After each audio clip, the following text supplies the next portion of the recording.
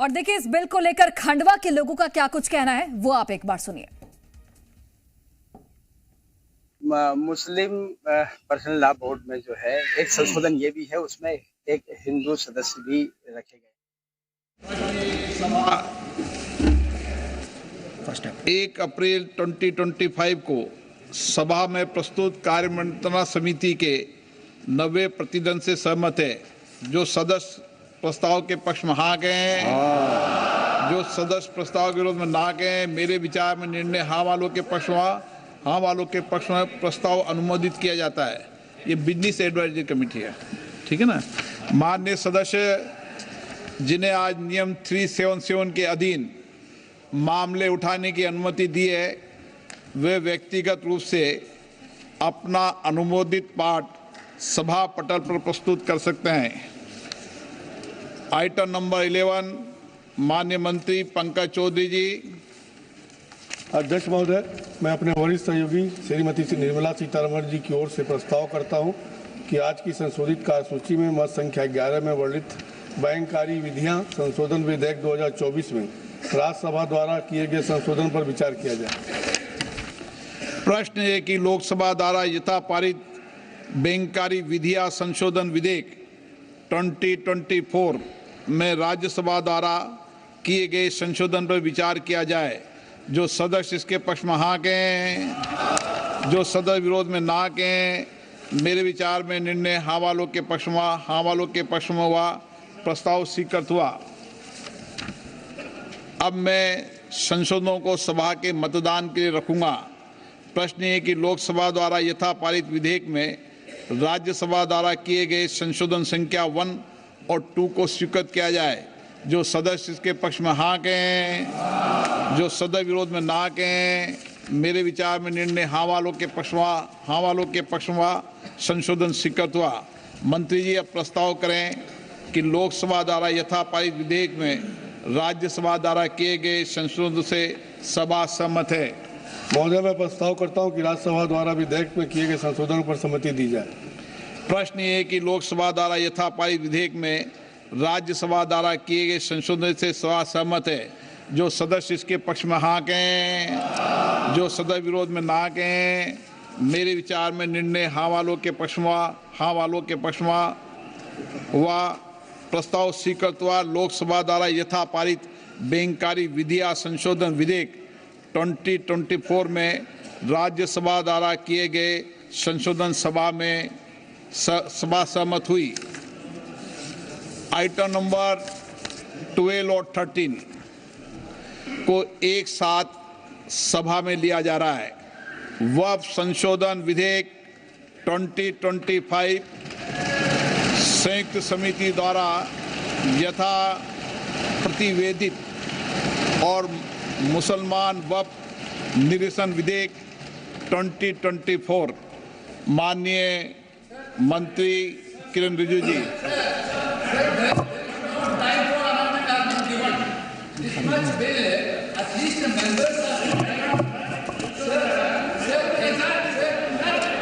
हाँ, बोलिए। This type of bill, when you are bringing it to the house, at least the members has to have the power to give amendments. Yesterday, what happened, sir? This bill has been brought into the notice of member only afternoon, around afternoon. Then the amendment time will be ceased till 3:30. Then how can the members move amendments, sir? This is basically you are actually bulldozing the legislation, sir. This type of legislation bulldozing is not happening in this house, sir. Sir, members has to go. Then why that, sir? You need to give time for amendment, sir. Sir, there are several provisions to be given amendment. There is no time at all. Okay, आप सुनिए। आप बैठिए, एक विषय मैं दे दूं। माननीय सदस्यगण, मैंने सभी जो गैर सरकारी माननीय सदस्यों के जो भी संशोधन प्रस्ताव थे वह और सरकारी संशोधन प्रस्ताव दोनों को बराबर का समय दिया है। मैंने ऐसा नहीं किया। और देखिए वक्फ संशोधन बिल पर ये बड़ी खबर आप तक पहुंचा रहे हैं। संसद में बिल को पेश कर दिया गया है और अब इस बिल पर चर्चा होगी। तो ये बड़ी खबर, वक्फ संशोधन बिल को लेकर संसद में बिल पेश कर दिया गया है और 8 यहां पर सांसद, माफ कीजिएगा 7 ऐसे सांसद चुने गए हैं जो कि इस बिल पर चर्चा करेंगे बीजेपी की ओर से, और उसके बाद 4 घंटे का समय दिया जाएगा विपक्ष को। कुल मिलाकर 8 घंटे का समय निर्धारित किया गया है और अब इस बिल पर चर्चा की शुरुआत होने वाली है। बिल को संसद में पेश कर दिया गया है। ये संसद की तस्वीरें हम आप तक पहुंचा रहे हैं जहां पर लोकसभा की कार्यवाही जारी है और आज का दिन कई मायनों में महत्वपूर्ण है। सुनिए आप। Colon sector, page 615. Sir, now this House is considering a bill, Waqf Amendment Bill 2024, as reported by the Joint Committee, Parliamentary Joint Committee. We are not discussing the original bill. It is as reported by the Joint Parliamentary Committee. My definite question to the Honorable Minister, Honorable Speaker, sir, is whether the Joint Parliamentary Committee has the right to incorporate new provisions in the bill.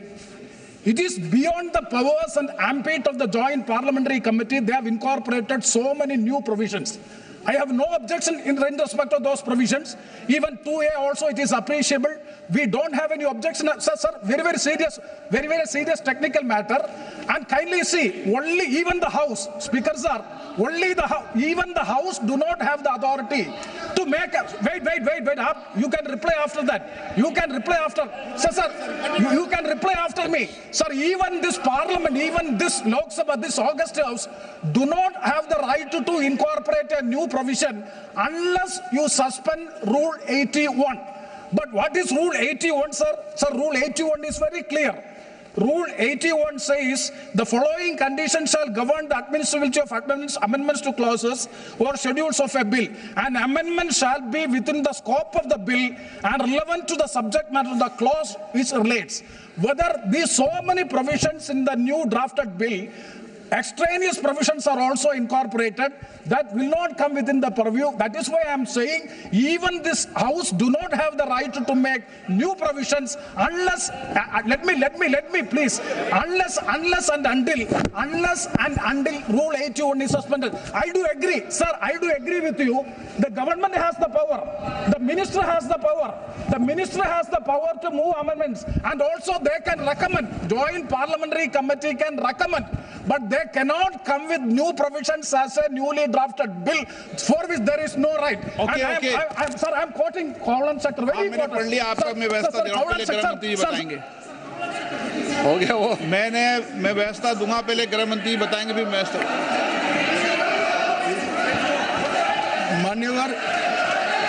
मान्य इनको पढ़ लें दो पूरा, 1 minute इनको पढ़ लें दो। आप पढ़ लो, आप पूरा पढ़ लो। Sir, Colon sector, page 615. The motion for reference of a bill to a select committee may include instruction to the committee to consider matters other than those dealt with in the bill but relating to the subject matter of the bill.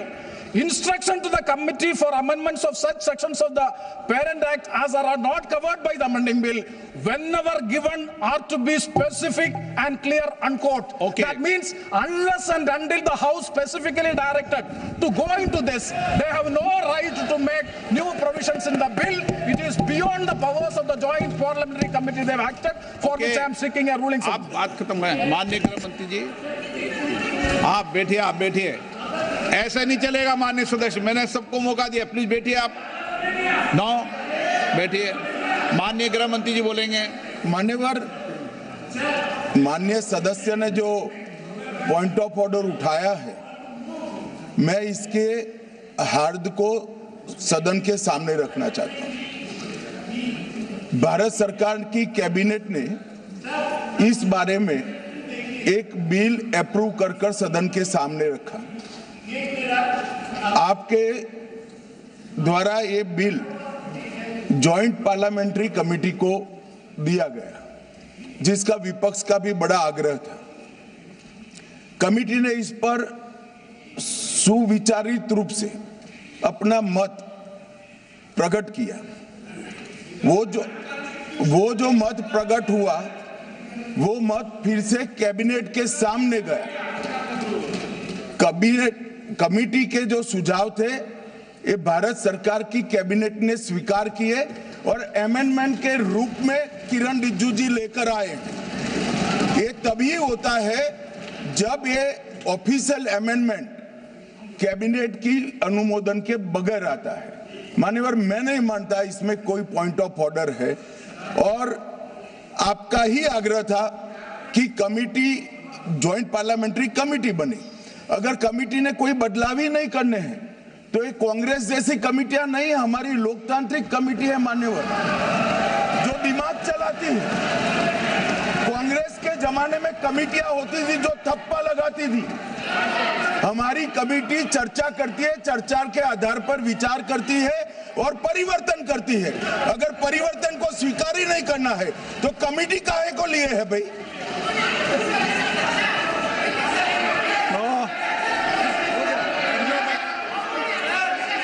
आप जब विधेयक पर चर्चा हो तो सबको मौका दूंगा। अभी 0 ओवर पर मानने के मैं इस पर अपनी व्यवस्था देता हूं। माननीय सदस्यगण श्री N.K. प्रेमचंद्रन जी ने जो प्रश्न उठाया है, वक्फ संशोधन विधेयक 2025 पर संयुक्त समिति में विधेयक कुछ खंड जोड़ दिए गए जो विधेयक के दायरे से बाहर हैं। इस विषय पर मैं माननीय सदस्यों का ध्यान कौल और शकदर द्वारा रचित संसदीय पद्धति और प्रक्रिया की ओर आकर्षित करना चाहता हूं कि संयुक्त समिति की किसी भी विधेयक में संशोधन करने की शक्तियां बड़ी व्यापक और विस्तृत है। समिति किसी भी विधेयक में पूर्ण रूप से संशोधन कर सकती है या उसको पूर्णतः नया प्रारूप तैयार कर सकती है तथा विधेयक के सिद्धांत में परिवर्तन किए बिना उसका पूरा नाम और संक्षिप्त नाम भी बदल सकती है। इस प्रकार समिति किसी विधेयक में नए उपबंध सम्मिलित कर सकती है तथा विधेयक की व्याप्ति की समिति कर सकती है। विगत में कई संयुक्त समितियों ने विधेयकों में ऐसे संशोधन किए हैं। श्री किरण रिजिजू जी।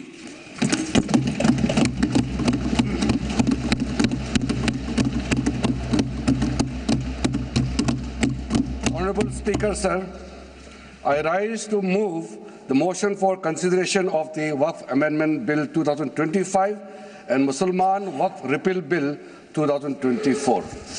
अध्यक्ष महोदय जी, आपने जो रूलिंग दिया है जेपीसी के बारे में जिक्र किया है, उसी के साथ साथ जुड़ते हुए एक मिनट किरण जी, एक मिनट श्री सौगत राय जी संशोधन संख्या 108 को प्रस्तुत करें। आप बोल रहे थे ना? Under Rule 77(2) of the Rules of Procedure, I propose that the Waqf Amendment Bill 2025 be recommitted for the purpose of eliciting further opinion thereon. Okay, माननीय मंत्री जी अब 12 और 16 पर अपना वक्तव्य दें।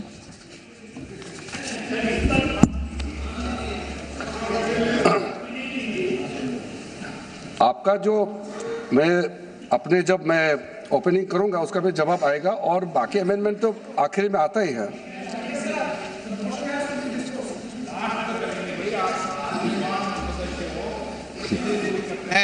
चलिए माननीय मंत्री जी।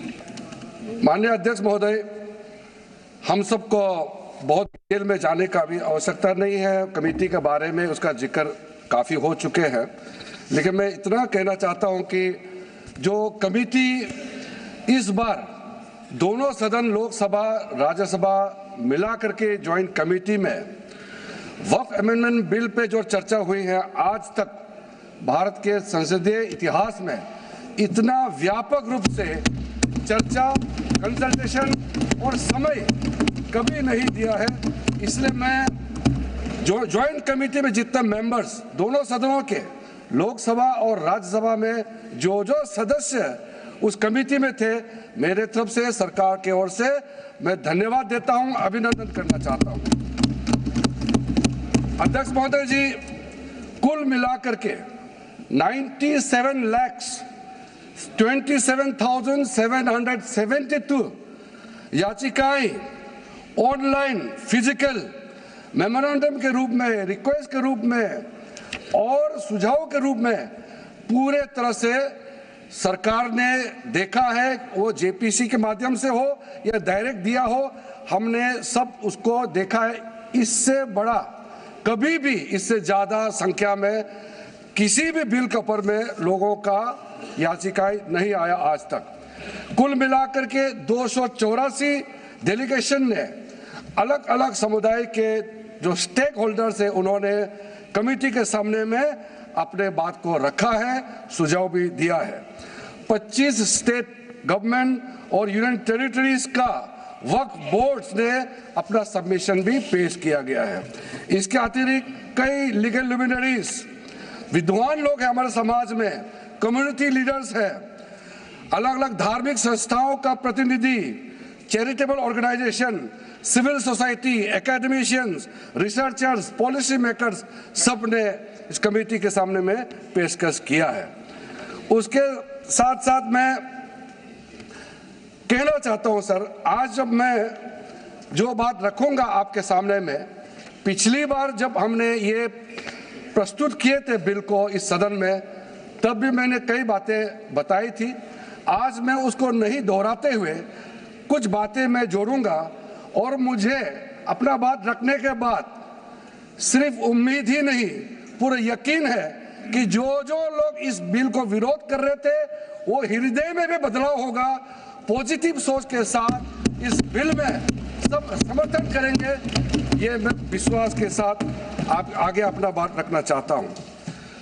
क्योंकि मैं पॉजिटिव नोट से बात रखना चाहता हूं, तो इसलिए एक मेरे जो मन की बात है मैं कहना चाहता हूं, तो इससे अच्छा संदेश जाए। किसी के बात कोई, अध्यक्ष महोदय, किसी की बात कोई बदगुमान ना समझे, इस जमीन का दर्द कभी आसमान ना समझेगा। ये मैं दिल से कह रहा हूं, क्योंकि अच्छा सोच के साथ, बड़ा दिल के साथ, खुले मन से मैं ये प्रस्ताव आपके सामने में पेश कर रहा हूं। सर, कई लोगों ने अपने अपने तरीके से बातें रखी हैं। किसी ने कहा ये प्रावधान अनकॉन्स्टिट्यूशनल है, गैर संवैधानिक है। किसी ने कहा ये इलीगल है, अनलॉफुल है। सर, ये बिल जो हम लोग जिक्र कर रहे हैं कोई नया विषय नहीं है। आज़ादी से पहले ये बिल जब पहली बार मुसलमान वक्फ वैलिडेटिंग एक्ट पास किया गया था 1913 में, तब से इसका इतिहास शुरू होता है। उससे पहले प्रिवी काउंसिल ने 1894 में इनवैलिडेट किया था वक्फ अल औलाद को। बाद में उसका प्रॉपर लीगल फॉर्म में 1913 के बाद फिर 1923 में द मुसलमान वक्फ एक्ट लाया गया था, जिसमें अकाउंटिंग और ट्रांसपेरेंसी के बारे में ये जोर उसको देते हुए ये एक्ट पास किया गया था। उसके बाद 1930 में द मुसलमान वक्फ वैलिडेटिंग एक्ट लाया गया है, जो रीइंफोर्स करता है legal validity of the family waqf. परिवार में जो वक्फ होता है उसको जोड़ देते हुए ये बिल लाया गया है।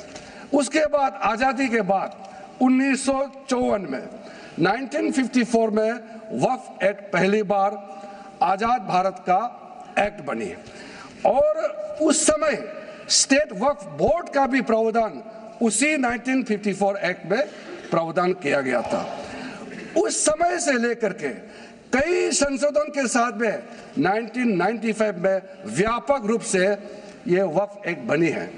तो उस समय किसी ने नहीं कहा कि ये एक्ट अनकॉन्स्टिट्यूशनल है, किसी ने नहीं कहा उस समय ये अनलॉफुल है। आज जब हम उसी बिल को सुधार के ला रहे हैं, तब आपको ये अनकॉन्स्टिट्यूशनल, अनलॉफुल का ये शब्द इस्तेमाल करने का आपको ये नौबत कैसे आया, ये सोच क्यों आया? अगर आप सच्चे दिल से सोचते और मन साफ होते तो आप तर्क पे जाते। इस संशोधन बिल में जो जो तर्क है आप उसमें बात कीजिए, आप उसको छोड़ के जो कोई लेना देना नहीं है बिल में, उसका बात आप लेकर के लोगों को गुमराह करने का, बरगलाने का काम जो किया है, उसको मैं शुरू में साफ करना चाहता हूं। अध्यक्ष महोदय जी, 1995 में ट्राइब्यूनल का पहला व्यवस्था किया गया है ताकि वक्फ बोर्ड का कोई भी निर्णय किसी को अगर पसंद नहीं है या उसको चैलेंज करना चाहता है तो वक्फ ट्राइब्यूनल वहां आप जा सकते हैं। उसका प्रावधान पहले बार हुए हैं और उस समय यह भी फैसला हुआ कि 5 लाख से ज्यादा आमदनी किसी वक्फ प्रॉपर्टी में है उसके लिए सरकार एग्जीक्यूटिव ऑफिसर्स अपॉइंट किया जाएगा। ये भी 1995 में शुरुआत की है। अध्यक्ष महोदय जी, ये आज एक ट्रिगर पॉइंट क्यों हुआ है? ये अमेंडमेंट बिल लाने का आवश्यकता सबसे ज्यादा शुरुआत कहां से हुई? मैं संक्षेप में बताना चाहता हूं। 2013 में 2014 में हम सब चुनाव में गए और चुनाव में जाने से पहले 2013 में कुछ कदम ऐसे उठाए गए हैं जो आप सुन करके आप सदस्य के रूप में भी और इस देश का नागरिक होने के कारण आपके दिमाग में यह बात जरूर सवाल उठेगा कि ऐसा कदम क्यों उठाया गया है। सर, 2013 में पहला यह बदलाव हुआ कि इस देश में कोई भी आदमी, कोई भी इंसान, चाहे वो हिंदू हो, मुसलमान हो, सिख हो, ईसाई हो, पारसी हो, बौद्ध हो, जैन हो, वक्फ क्रिएट कर सकता है। सबको मालूम है वक्फ एक मुसलमान का अल्लाह के प्रति अपना एक उसका एक पायस चैरिटेबल रिलीजियस पर्पस के लिए वक्फ क्रिएट किया जाता है, लेकिन उसमें डाइल्यूशन करके 2013 में कोई भी वक्फ क्रिएट कर सकता है। ये प्रावधान सबसे पहले उस समय की यूपीए सरकार ने किया है। दूसरा, आपने सारा वक्फ को स्पेसिफिक कर दिया कि शिया बोर्ड में शिया ही रहेंगे, सुन्नी बोर्ड में सिर्फ सुन्नी ही रहेंगे और कोई भी बोर्ड हो सिर्फ उनके लोग ही रहेंगे, बाकी कोई उसमें आ नहीं सकता है। ऐसा आपने प्रावधान किया। तीसरा, 2008, सर आप शांति से सुनने के बाद आप जो भी पूछेंगे हमारा रिप्लाई तो आएंगे ही सर। डिबेट का आखिरी में है, मेरा फिर से रिप्लाई होगा।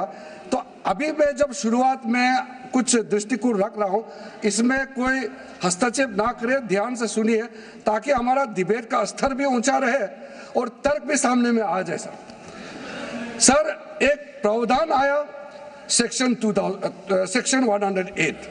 उस सेक्शन 108 में यह लिखा गया है कि वक्फ बोर्ड का जो प्रावधान है इस देश में कोई भी मौजूदा कानून के ऊपर में रहेगा, ओवरराइडिंग इफेक्ट रहेगा। ऐसा आपने कानून बनाया है।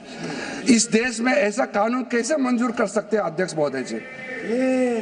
हर कानून अपना अपना हिसाब से चलता है, लेकिन एक कानून दूसरे कानून के ऊपर में ओवरराइडिंग इफेक्ट होगा, ये कोई भी मान्यता नहीं दे सकता है। उसके बाद सर, मैं कुछ प्रोपेगेंडा साथ में जुड़े हुए हैं उससे पहले जो 2013 में मुझे भी बहुत ताज्जुब हुआ कि ये पास कैसे जबरदस्ती करवाया है। 2013 में वक्फ में यूजर जो आपने प्रावधान डाला, उसके बाद 1970 से केस चल रहा था दिल्ली के अंदर में। दिल्ली के अंदर में हमारा सीजीओ कॉम्प्लेक्स है, पार्लियामेंट बिल्डिंग है, कई प्रॉपर्टीज है और इसको वक्फ बोर्ड, दिल्ली वक्फ बोर्ड ने क्लेम किया कि ये वक्फ प्रॉपर्टीज है। उसके बाद ये केस चल रहा था अदालत में। उस समय यूपीए सरकार ने पूरा सारा जमीन को डी नोटिफाई करके वक्फ बोर्ड को दे दिया। 123 प्रॉपर्टी। अगर आज हम ये संशोधन लेके नहीं आते तो जिस सदन में हम बैठे हैं, ये पार्लियामेंट बिल्डिंग, इसको भी क्लेम किया जा रहा था। एयरपोर्ट, बसंत विहार। और अगर नरेंद्र मोदी जी का सरकार नहीं आते, अगर यूपीए का सरकार कंटिन्यू रहता तो क्या क्या बिल्डिंग को डी नोटिफाई किया जाना था। 123 प्रॉपर्टी को तो डी नोटिफाई किया। मैं रिकॉर्ड में कह रहा हूं, अपने मन से कुछ नहीं कह रहा हूं, मैं ऑफिशियल रिकॉर्ड का बात बता रहा हूं। अध्यक्ष महोदय, आप काहे को उछल रहे हो? मैं अपने से थोड़ी बोल रहा हूं, जो हकीकत बात को बता रहा हूं। आप आराम से बैठ के सुनिए। आपके दल को और आपको सबको बोलने का मौका मिलेगा। माननीय मंत्री जी,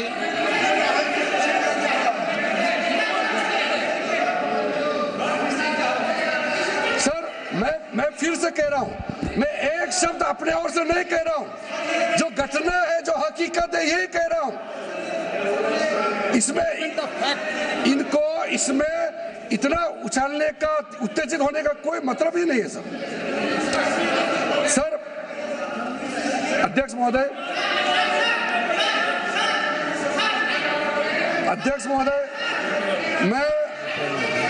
मैं आपके माध्यम से सदन को कहना चाहता हूं कि जो संवैधानिक बात उठा करके लोगों को गुमराह करने का जो प्रयास किया जा रहा है, उसको भी देश के सामने में सही बात रखना बहुत ही जरूरी है। एक बात बार बार इन लोगों ने कहा गया है कि ये जो वक्फ अमेंडमेंट बिल है, ये आर्टिकल 25, आर्टिकल 26, आर्टिकल 30 का उल्लंघन करता है करके इन्होंने इल्जाम लगाया। पढ़ चुका हूं, आप पढ़ लो। कभी भी डिबेट के बीच में पॉइंट ऑफ ऑर्डर नहीं होता है, व्यवस्था दे दी है, ना कभी। माननीय मंत्री जी बोलिए। अध्यक्ष महोदय, दूसरा विषय इन्होंने समानता का बात उठाया, आर्टिकल 14 का इक्वालिटी को लेकर के उन्होंने सवाल उठाया, उसका भी मैं जवाब देना चाहता हूं अध्यक्ष महोदय। ये कोई तरीका नहीं है। माननीय अध्यक्ष की व्यवस्था अंतिम व्यवस्था होती है। बोलिए मंत्री जी, आप बोलते जाओ। अध्यक्ष महोदय, क्योंकि मेरा कान खुला हुआ है तो ये डिस्टर्ब हो रहा है मुझे। मैं अभी ये पैन की बात करता हूं। अध्यक्ष महोदय, ये वक्फ बोर्ड का जो काम है, ये बेसिकली वक्फ प्रॉपर्टी को जो संभालने वाले मुतावली और जो वक्फ प्रॉपर्टी को व्यवस्था करते हैं, उसको संचालित करने के लिए ये गवर्नेंस का, सुपरविजन का एक प्रावधान है। किसी भी तरीके से वक्फ बोर्ड वक्फ प्रॉपर्टी को मैनेज नहीं करता है। वक्फ बोर्ड वक्फ प्रॉपर्टी मैनेजमेंट में हस्तक्षेप नहीं करता है। आप साफ साफ सुन लीजिए, अगर इसके पास तर्क नहीं है तो इस तरह यहाँ डिस्टर्ब करके बहस का स्तर को गिराने से कोई फायदा नहीं है सर। ये कोई तरीका नहीं है सर। वक्फ बोर्ड का क्रिएट करना एक जो वाकिफ होता है, जो अपना विलिंगली वक्फ क्रिएट करता है। मैंने व्यवस्था दे दी है, आप जब समय हो तो बोले नो, प्लीज बैठिए। ये तरीका ठीक नहीं है आपका, बैठिए आप। नो, बैठिए। माननीय मंत्री जी, सूची है 2013 की प्रॉपर्टी निकाल बताना सूची मंगा के देते भी।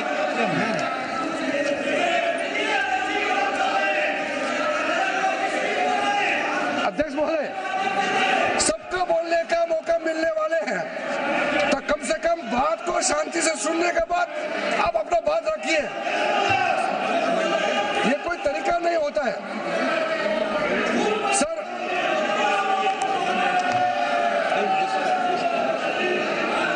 अध्यक्ष महोदय, ये जो उन्होंने गुमराह करने का कोशिश किया गया है, ये मैं कुछ केसेस आपको बताना चाहता हूं सर। आप देखिए, आर्टिकल 25(1) क्या कहता है, संविधान का अनुच्छेद आर्टिकल 25(1) कहता है, subject to public order, morality and health and to the other provisions of this part, all the persons are equally entitled to freedom of conscience and the right freely to profess, practice and propagate religion.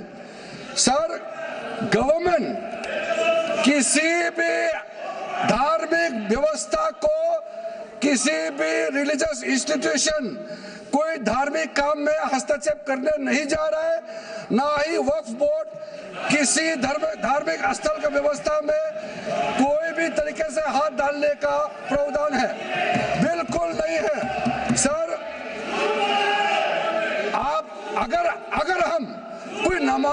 Sir ये क्या झूठ बोल रहे हैं? ये constitution, हम constitution का प्रावधान पढ़ रहे हैं फिर भी झूठ बोल रहे हैं। ये कॉन्स्टिट्यूशन को नहीं मानते हैं। सर किसी मस्जिद का मैनेजमेंट को हम हस्तक्षेप करने का कोई इसमें प्रावधान नहीं लिया जा रहा है। एक मिनट माननीय सदस्य, आप भारत की संसद में बैठे हो, गरिमा मर्यादा बनाए रखो, बैठे बैठे टिप्पणी मत करो। हाँ, आपको जब मौका मिलेगा आप अपनी बात कहना, बैठे बैठे टिप्पणी नहीं कर सकते। ये संसद की मर्यादा नहीं है, ऐसे नहीं चलेगा सदन। सदन व्यवस्था नियम से चलेगा। किसी भी व्यक्ति को बैठे बैठे कोई भी सदस्य जो बोल रहा हो उसके बीच में टिप्पणी करने का अधिकार नहीं है। माननीय मंत्री जी। अध्यक्ष महोदय जी, ये वक्फ बोर्ड का जो प्रावधान किसी मस्जिद, किसी मंदिर, किसी धार्मिक स्थल का व्यवस्था का कोई लेना देना नहीं है। ये सिंपली एक प्रॉपर्टी का मैनेजमेंट का विषय है। ये कोई मुसलमान अपना ज़कात देता है, फितरा देता है, उसको हम पूछने वाला कौन होते हैं? ये आपका धार्मिक भावना से जुड़े हुए चीज है, उसमें सरकार का कोई लेना देना नहीं है। लेकिन ये वक्फ प्रॉपर्टी का मामला है, लेकिन वक्फ प्रॉपर्टी का मैनेजमेंट करता है, मुतवालिज करता है। ये आपको इतना बेसिक ये फर्क जो है अगर समझ में नहीं आते या जानबूझ करके आप नहीं समझना चाहते हैं तो मेरा पास इसका कोई इलाज नहीं है। अध्यक्ष महोदय जी, ये आपके माध्यम से मैं फिर से कहना चाहता हूं कि ये सर क्या ये ऐसा बहस नहीं होता है जी।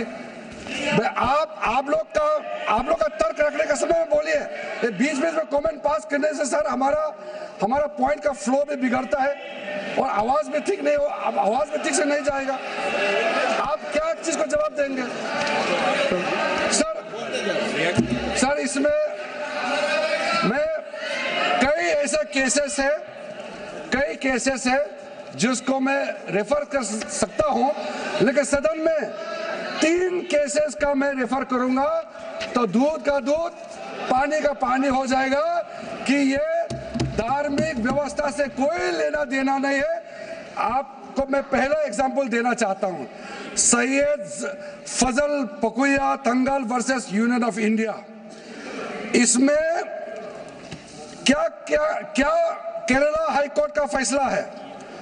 केरला हाईकोर्ट ने कहा The Waqf Board is a statutory body, pure and simple. It is not a representative body of the Muslim community.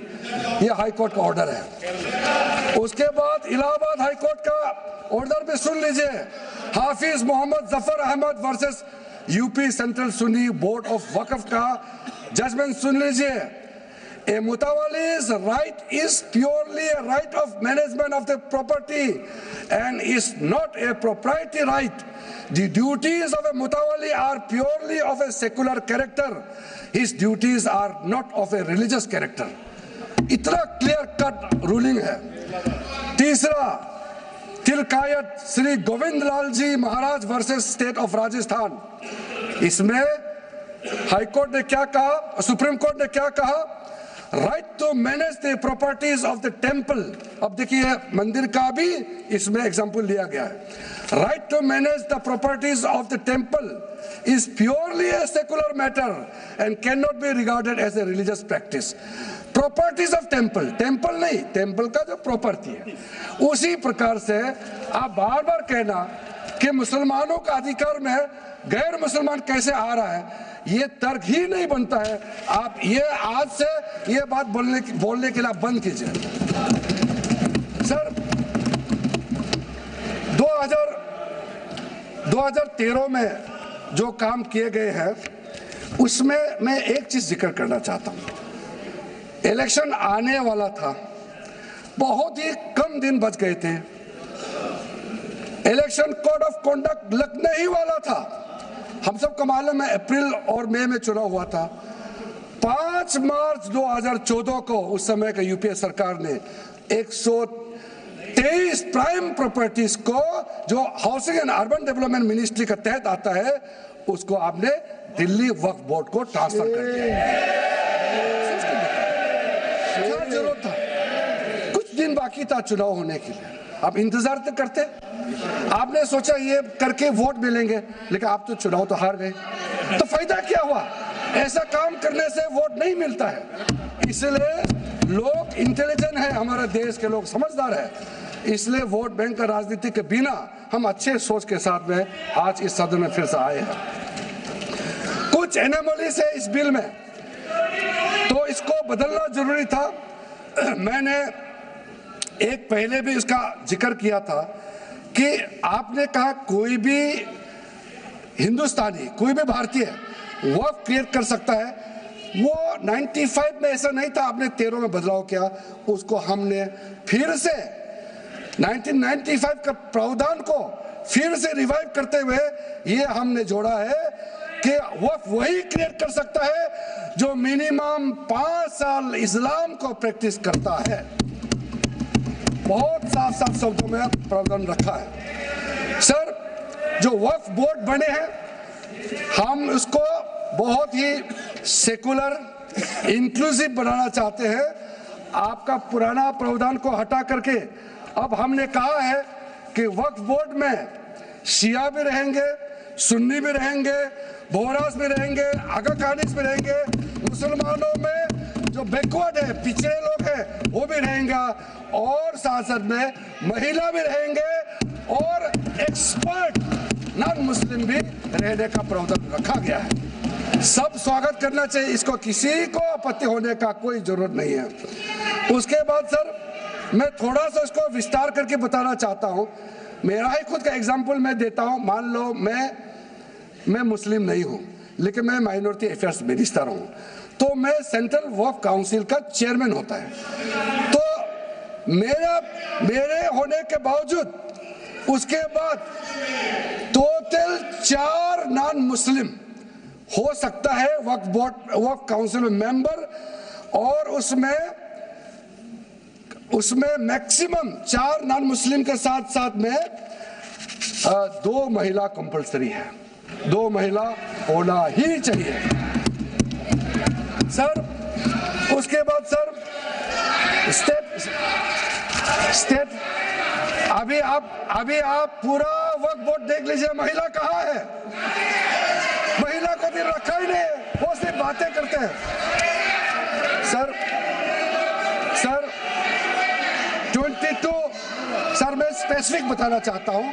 Central Waqf council में टोटल 22 मेंबर्स में 4 नॉन मुस्लिम से ज्यादा मेंबर नहीं हो सकते हैं। एक्स ऑफिशियो का पद को मिला करके 3 मेंबर ऑफ पार्लियामेंट होगा। मेंबर ऑफ पार्लियामेंट तो किसी धर्म का हो सकता है। जब इलेक्शन करते हैं तो कोई भी धर्म का मेंबर ऑफ पार्लियामेंट या एमएलए बन सकते हैं। सर 10 मेंबर मुस्लिम कम्युनिटी से होगा, 2 फॉर्मर जजेस होंगे सुप्रीम कोर्ट और हाई कोर्ट के, 1 advocate of national eminence member रहेंगे, 4 persons of national eminence from various field. ये तो कई कमिटियों ने इसको सिफारिश किया है। और एडिशनल सेक्रेटरी या joint secretary to the government of India उसमें रहेंगे। आउट ऑफ 10 मुस्लिम मेंबर्स 2 महिला अनिवार्य है, ये हमने प्रावधान रखा है। और स्टेट बोर्ड में आउट ऑफ 11 मेंबर्स 3 से ज्यादा नॉन मुस्लिम नहीं हो सकता है। एक्स ऑफिसर को मिलाकर के 1 chairperson, 1 MP, 1 MLA, 4 members from Muslim community, 2 members with professional experience, 1 member of Bar Council and Joint Secretary to the state government dealing with work matters. Out of 4 Muslim members, 2 shall be women. ये हमने रखा है ताकि हमारे बहनों को किसी तरीके से दरकिनार नहीं कर सके। वक्त एक सर हमने जो नया प्रावधान रखा है उसमें जितना भी जो आर्बिट्रेरी प्रोविजन जो जरूरी नहीं था उसको हमने सामान्य रूप से देश में और जितना कानून है उसको मिलाते हुए मुख्य रूप से ट्रांसपेरेंसी इन वर्क मैनेजमेंट, सर्वे को अपडेट करने के लिए जो पहले इनसफिशिएंट प्रोविजन था, इसमें वक्फ लैंड रिकॉर्ड्स वगैरह में महिलाओं का इनहेरिटेंस राइट्स, बच्चों का राइट और साथ साथ में कई हजारों केसेस पेंडिंग है ट्राइब्यूनल और कोर्ट्स में, उसको सेटल करने के लिए जो आज लगभग 10,000 से भी ज्यादा केसेस जो पेंडिंग था और कुछ सालों के अंदर में 13 से 30,000 तक 30,000 केसेस पेंडिंग हो चुके हैं, उसको सरलता से सुलह करने के लिए हमने रास्ता खोजा है। एक चीज बार बार आप लोग कहते हैं, हमारे पक्ष के लोग हो या उस साइड के पक्ष के लोग हो या जो सदन से बाहर है, वो एक वक्तव्य देते रहते हैं, मैं उसको सुधारना चाहता हूं। ये कहते हैं कि हमारा देश में लैंड बैंक जो है वक्फ बोर्ड के पास 3rd लार्जेस्ट है। पहला रेलवे, इंडियन रेलवे, फिर इंडियन आर्मी मतलब इंडियन डिफेंस का, और फिर कहता है वक्फ बोर्ड के पास जमीन है। मैं उसको सुधारना चाहता हूं। सर, आप भी तो ट्रेन में चलते हैं, हम लोग भी ट्रेन में चलते हैं, हजारों किलोमीटर ट्रेन का पटरी लगा हुआ है, स्टेशन बना हुआ है। वो ट्रेन का पटरी लगा हुआ है, वो रेलवे का प्रॉपर्टी थोड़ी है, ये तो देश का प्रॉपर्टी है, हम लोग सब चलते हैं उसमें। इसको आप कैसे लगा सकते हैं कि रेलवे के पास इतना है, वक्फ बोर्ड के पास इतना है? वो देश का प्रॉपर्टी है। हमारा डिफेंस के पास कहता है कि 2nd लार्जेस्ट है। डिफेंस के पास जो भी लैंड है, जहाँ ट्रेनिंग करता है, जहाँ वो रहता है, या बॉर्डर एरिया में जितना डिफेंस लैंड है, वो देश का रक्षा के लिए है। उसको आप कैसे वक्फ प्रॉपर्टी के साथ आप तुलना कर सकते हैं? वक्फ प्रॉपर्टी प्राइवेट प्रॉपर्टी होता है सर। तो इसलिए दुनिया में सबसे ज्यादा वक्फ प्रॉपर्टी हिंदुस्तान में है। सिर्फ हमारा देश में ही नहीं, दुनिया का सबसे बड़ा और सबसे ज्यादा वक्फ प्रॉपर्टी हिंदुस्तान में है। तो फिर ये क्यों है 60 साल तक आप सरकार में रहे हैं, हमारे देश में मुसलमान इतना गरीब क्यों है? जब दुनिया का सबसे ज्यादा वक्फ प्रॉपर्टी हमारा देश में है, तो हमारा गरीब मुसलमानों का पढ़ाई के लिए, मेडिकल ट्रीटमेंट के लिए, स्किलिंग के लिए, इनकम जनरेशन के लिए क्यों काम नहीं हुआ आज तक? बताइए। ये दुनिया का सबसे बड़ा वक्फ प्रॉपर्टी अगर हिंदुस्तान में है, तो उस प्रॉपर्टी से गरीबों का उत्थान के लिए, लोगों का भला के लिए अगर ये सरकार नरेंद्र मोदी जी के नेतृत्व में गरीब मुसलमानों के लिए काम कर रहा है, तो इसमें आपत्ति क्यों होना चाहिए? आप लोग बताइए। इसलिए सर, इसको धर्म जाति से बाहर उतर करके सबको सीधा अपना दिल से पूछ करके आप सोच के देखिए कि आप जो लोग आज इस बिल को विरोध कर रहा है, आज 1 साल 2 साल नहीं, सदियों तक हमारा देश उसको याद रखेगा कौन इस बिल को समर्थन कर रहा है, कौन इस बिल को विरोध कर रहा है। आज चंद वोट के लिए, सत्ता के लिए हमारे मुसलमानों को आपने 70 साल से ज्यादा वोट बैंक बना करके गुमराह किया है। कितना और गुमराह करना चाहते हैं? अब हमारा देश में वोट बैंक का राजनीति नहीं चलेगा। इसलिए मैं कहना चाहता हूं, जब हमारा देश में इतना वक्त प्रॉपर्टी है, तो इसको हम बेकार में पड़ा रहने नहीं दिया जा सकता है। गरीब मुसलमानों के लिए, आम मुसलमानों के लिए इस्तेमाल करना ही पड़ेगा। उसके लिए आज का ये वक्त संशोधन बिल जरूरत है। अध्यक्ष महोदय जी, हमारे अपने वामसी पोर्टल में, हमारे मंत्रालय के वामसी पोर्टल में हमने रिकॉर्ड देखा है। सचर कमेटी जो आपने ही बनाया है 2006 में, उन्होंने भी ये बारे में काफी डिटेल में जिक्र किया हुआ है। सर 2006 में 4.9 लाख वक्फ प्रॉपर्टी था और उसका इनकम कितना था मैं बता दो आंकड़ा सर, आप कहेंगे 4.9 लाख वक्फ प्रॉपर्टी में टोटल इनकम था 163 करोड़। कौन खाते थे? 163 करोड़। और आपने 2013 में बदलाव करने के बाद आज इनकम कितना बढ़ा है वो भी मैं बता देता हूं। हो गया 166 करोड़। 3 करोड़ बढ़ा है। कैसे मंजूर कर सकता है हम लोग इस महान सदन में बैठ करके? अगर इतना 10 सालों के बाद भी दुनिया का सबसे ज्यादा प्रॉपर्टी का टोटल इनकम जनरेशन 3 करोड़ बढ़ता है तो ये हम कभी मंजूर नहीं कर सकते अध्यक्ष महोदय। इसलिए उस समय कहा गया था, मैं अभी का नहीं बता रहा हूं, सचर कमेटी समय में भी कहा गया है कि अगर थोड़ा सा एफिशिएंटली मैनेज करता तो 12,000 करोड़ पर ईयर तो उसी समय जनरेट हो जाना चाहिए था नॉर्मल मार्केट रेट से।